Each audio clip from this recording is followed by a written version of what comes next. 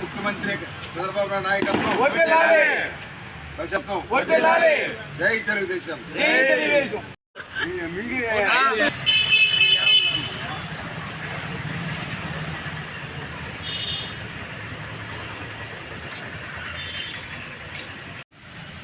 కోవూరు పట్టణ ప్రజలకి 1వ వార్డు ప్రజలకి అందరికీ నమస్కారం.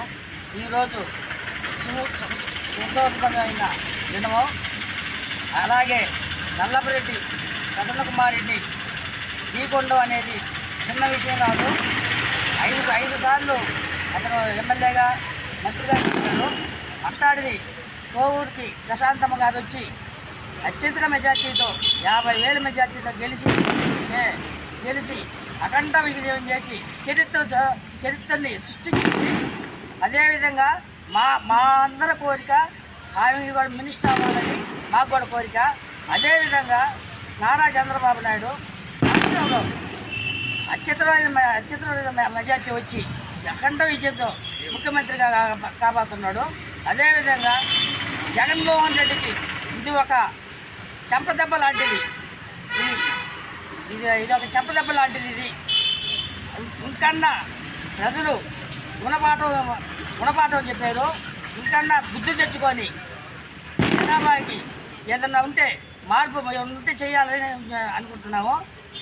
రేపు 9వ తేదీ ముఖ్యమంత్రిగా ప్రమాణ స్వీకారం చేయబోతున్నాడు.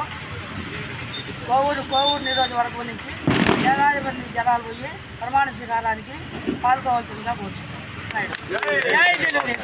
జై తెలుగుదేశం.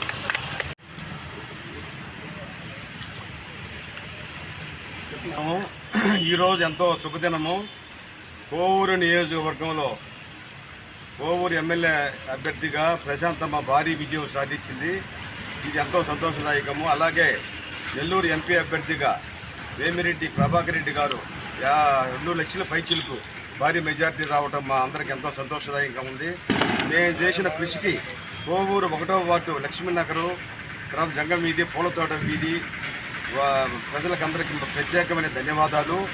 ముఖ్యంగా ఈమె నల్లపరెడ్డి వంశాన్ని వాళ్ళని ఢీకొనటంలో ప్రత్యేకంగా ఈ యొక్క చరిత్ర తిరగరాసింది.